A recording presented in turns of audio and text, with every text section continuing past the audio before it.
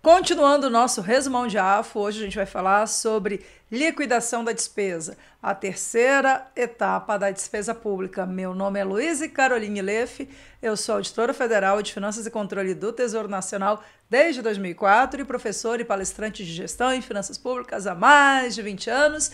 Pega papel e caneta que o nosso vídeo já começou. E olha só, pessoal, tu que está estudando para concurso público, tu que é servidor, que já é servidor público e está almejando outros cenários, outras carreiras, fique esperto porque tem muito concurso com boas remunerações e não fica ali pensando na vida, esperando sair edital para estudar para concurso não, viu? Começa, se antecipe, porque enquanto tu tá pensando aí, esperando sair o edital, o teu concorrente já tá lá estudando com tudo planejado e se antecipando. Sem mais delongas, vamos começar a falar sobre a liquidação da despesa pública. A gente já falou aí em vídeos anteriores sobre a primeira etapa, que é o empenho. E aí, a liquidação é aquele momento em que a gente vai verificar se o bem fornecido ou o serviço prestado estão de acordo com o que a gente combinou. E olha só, gente, quem não entendeu a parte do empenho ou quiser entender um pouco mais, volta lá para aquele vídeo que eu coloquei aí, tá aí no resumão de AFO, nessa série de vídeos que a gente tem feito para turbinar o teu aprendizado, tá lá empenho da despesa. Mas para facilitar a tua vida, só um resuminho aqui rapidola. O empenho, ele gera para a gente um compromisso, não gera uma obrigação de pagar. Gera um compromisso entre a administração pública e o fornecedor do produto ou prestador de serviço. De que se tudo correr bem, depois da liquidação, que é o tema da nossa aulinha de hoje, a gente vai ter o pagamento e a liberação do recurso financeiro, extinguindo assim a obrigação em relação à administração pública. Mas beleza. Por isso mesmo que essa fase que a gente vai tratar hoje, que é a fase da liquidação da despesa, é fundamental, porque é justamente nela que a gente vai verificar se está tudo correto, se foi tudo, aconteceu, tudo conforme a gente combinou para poder realizar o pagamento. O empenho, ele então não gera obrigação de pagar. Quem é que gera obrigação de pagar? A fase da liquidação. Onde nasce o passivo para a administração pública? Após a sua regular liquidação. A sua quem, Carol? Após a regular liquidação da despesa, liquidação daquele empenho. E vocês viram que a gente tem 3 tipos de empenho: empenho ordinário, estimativo e global. Quer saber mais? Dá uma olhada lá no vídeo anterior. E em relação à liquidação, o que é mais importante? Onde eu devo focar a minha atenção, Carol? Bom, tu vais lá no artigo 62 e no artigo 63 da 4.320, que vai ter a base para a liquidação da despesa. Não tem que inventar moda não, gente. A liquidação está ali no 62, está ali no 63. Se tu entender o que significa aquilo e esse conceito que eu estou te explicando, pronto, não tenho o que falar sobre liquidação. E na hora que cair uma questão dessa na prova, tu vais com toda certeza acertar. Aí olha só, lá no artigo 62 a gente vai ter que o pagamento da despesa ele só pode acontecer após a sua regular liquidação. Ou seja, aquela historinha de que o empenho gera obrigação de pagamento, que tem que pagar porque empenhou, não existe. Eu já falei isso milhares de vezes aqui.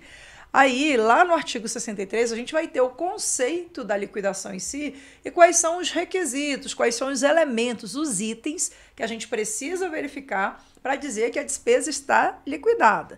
Então, lá no 63 da 4.320 vai aparecer assim para a gente, que a liquidação é o momento, ela consiste na verificação do direito adquirido. Gente, não é com essa exatamente igual eu estou falando, não. Depois você dá uma lida, tá? Estou só explicando aqui.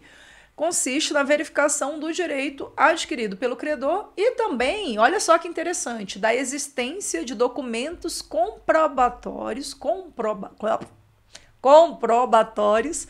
desse direito. Então, são duas coisas. Primeiro, eu tenho que verificar se realmente o credor tem direito a receber. Então, a existência do direito adquirido pelo credor. E, Carol, como assim direito adquirido? O que é isso? Gente, é simples. Se eu cheguei, comprei, lembra do exemplo lá do empenho, que eu comprei um livro pela internet? Carol, como é que eu vou lembrar? Vai assistir o vídeo. Então, olha só, comprei um livro pela internet. Ou seja, empenhei, coloquei o número do meu cartão de crédito, não estou mexendo com o financeiro, só orçamentário, beleza.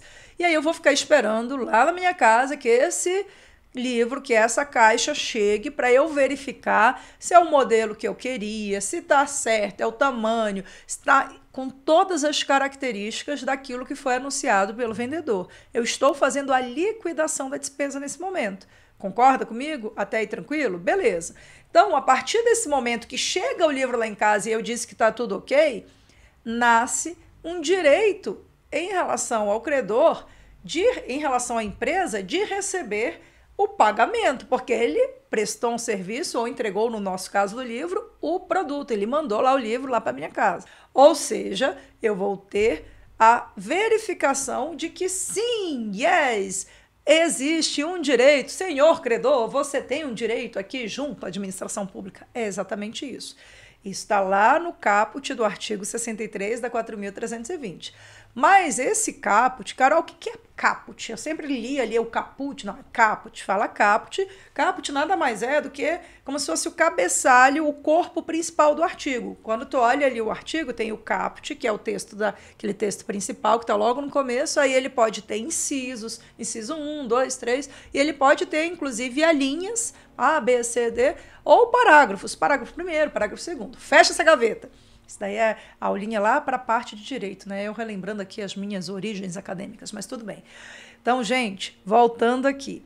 Eu tenho que lá no artigo 63, no caput do artigo 63, eu tenho dois comandos. Um relacionado à verificação do direito adquirido pelo credor, que eu acabei de te explicar. E o outro ponto é a respeito da existência de documentos que possam comprovar esse direito que foi adquirido pelo credor no momento que ele prestou o serviço, entregou o produto adequadamente conforme o combinado. Carol, já me perdi. Volta aqui, acorda, acorda, acorda, acorda, acorda. Tá aí, né? É engraçado, porque já tem inscrito que fica ali só esperando. Ela vai gritar agora, ela vai fazer eu acordar. Ele já fica na expectativa do susto. Continue assim, porque esta é a nossa didática, a didática do susto. Brincadeiras à parte, pessoal. Vamos lá para o segundo pedacinho ali do caput do artigo 63 da 4.320, que fala sobre a liquidação. Então, olha que coisa importante. A existência de documentos que vão comprovar isso. Porque não adianta eu olhar, verifiquei, beleza, é a tua palavra, Carol. E aí? Cadê prova? Cadê os documentos que, de fato, vão comprovar que aquele credor tem um direito a receber? Perceberam a diferença? Então, isso, gente, isso é bem interessante na administração pública, porque isso vai aparecer até na conformidade. Quando a gente faz execução da despesa dentro do CIAF, Carol, o que é o CIAF? Vai ver o vídeo de CIAF. É o Sistema Integrado de Administração Financeira Federal, onde acontece a execução da despesa pública, inclusive a liquidação da despesa. Beleza, âmbito federal, tá? E aí, lá no CIAF, quando a gente executa, faz todos os lançamentos, empenha, liquida, paga e tal, precisa ter um trem chamado conformidade do registro de gestão, que nada mais é que o famoso cara crachá, verificar se aquilo que foi aquela ordem que foi emanada pelo ordenador de despesa, aquilo que foi determinado na vida real, de fato aconteceu dentro do sistema adequadamente, de acordo, em conformidade com aquilo que foi determinado. E também da existência de, olha aí, documentos aptos a comprovarem isso. Por isso que a gente tem a conformidade do registro de gestão, que é a junção da conformidade diária com a conformidade documental. Mas isso é assunto para outro vídeo. Aliás, já botei um vídeo que fala sobre conformidades aí, pode procurar que está aí no canal. Então, pessoal, a gente vai ter no caput do artigo 63 justamente o conceito da liquidação. Verificar o direito adquirido pelo credor e, claro, né, a existência de documentos que possam confirmar isso. E aí, a gente vai ter, na sequência, alguns incisos falando, ainda do artigo 63 da 4.320, falando o que deve ser verificado. O que eu tenho, afinal de contas, que verificar em relação à liquidação? Primeiro, a origem e o objeto do que se deve pagar. Claro, né, vinculado ao empenho que foi realizado. No meu caso, eu tenho que olhar, verificar se o livro está ok, está tudo certinho. O objeto daquele empenho, o objeto da liquidação. E o próximo ponto que eu tenho que verificar é a importância exata que se deve pagar. Ou seja, eu tenho que verificar quanto eu devo pagar para ver se está tudo certinho conforme foi o combinado. E o terceiro item, ainda ali dentro do artigo 63, mas nos incisos, é a quem se deve pagar. Claro, eu tenho que verificar o credor, verificar aquele favorecido, o beneficiário, o credor daquela nota de empenho. Então, eu tenho que identificar e ver se tem documentos de fato comprobatórios para fazer essa identificação em relação ao meu credor. Em outras palavras, eu tenho que verificar para quem eu vou realizar o pagamento, se é o mesmo daquele da nota do empenho.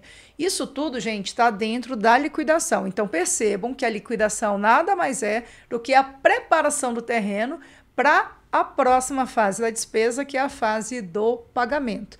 Lembrando que depois que eu faço a liquidação, nasce a obrigação de realizar o pagamento. Não tem para onde correr, ok? Ficou claro isso? E aí a gente pode ter até, ainda que eu faça uma inscrição em restos a pagar, como o empenho foi liquidado, vai virar um restos a pagar processado, mas isso é assunto para outro dia, para outro vídeo. Ficou claro o que significa liquidação? Quais são os artigos 62 e 63 da 4.320? Ela que gera a obrigação de pagamento, não é o empenho, e ela prepara o terreno para a próxima fase, que é o pagamento.